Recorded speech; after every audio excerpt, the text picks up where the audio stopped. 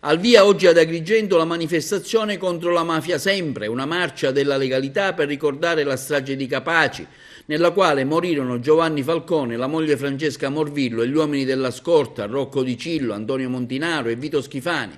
Fu il 23 maggio di 26 anni fa. Un corteo è partito da Piazza Municipio con una sosta davanti l'ex Palazzo di Giustizia, dove c'è la stanza in cui lavorò per tanti anni il magistrato Livatino, anche lui barbaramente ucciso dalla mafia, fino ad arrivare in Piazza Vittorio Emanuele davanti alla prefettura e il Palazzo della Questura, dove hanno partecipato anche il prefetto di Agrigento, il questore e il sindaco della città, insieme a tanti suoi colleghi provenienti da diversi comuni della provincia, quindi un concerto a cura dei ragazzi della consulta studentesca. Una bellissima giornata, una bella iniziativa anche per Agrigento, e sottolineo ancora una volta il concetto fondamentale che ha espresso un ragazzo, Davide, come rappresentante degli studenti di Agrigento. L'antimafia non si fa con le parole, l'antimafia si fa con i fatti, con la coerenza dei comportamenti quotidiani, con l'onestà del lavoro che tanti italiani e siciliani onesti portano avanti a prezzo di grandi sacrifici, e questa è la vera differenza che ci deve essere tra noi e loro. I ragazzi oggi hanno partecipato anche per non dimenticare quel giorno terribile.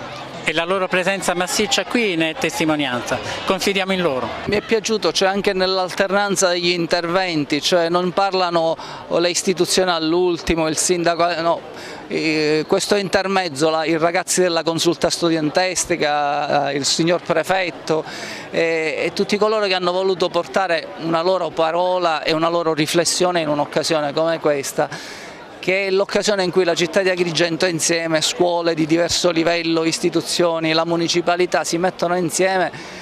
non partecipando al grido retorico dell'antimafia, ma partecipando ad una giornata di riflessione che ad Agrigento muove dal ricordo del sacrificio degli uomini della scorta, di Francesca Morvillo, di Giovanni Falcone, che costituiscono bandiere. Ora, mi piace dire che nessuno è nato per essere eroe. Io credo che Falcone pensasse la sera di andare a cena con la moglie, e così Francesca Morvillo allo stesso modo, e così quelli della scorta penso che avevano appuntamento con le loro famiglie la sera a cena, si erano salutati la mattina, non erano usciti di casa per fare gli eroi e per andare a morire. E allora noi non abbiamo bisogno degli eroi, abbiamo bisogno di essere ciascuno di noi stessi nell'agire quotidiano. Se sarà così noi avremo definitivamente ragione rispetto alla malapianta della mafia. Era importante oggi, ci tenevamo tantissimo perché dare solidarietà,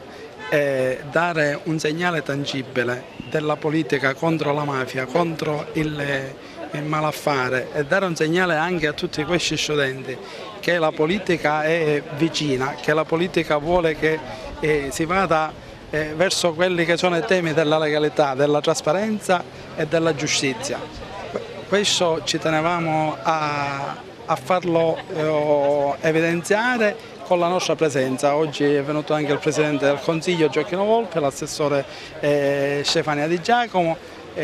proprio per dimostrare, ecco, che l'amministrazione comunale di Aragona è contro la mafia e contro il malaffare.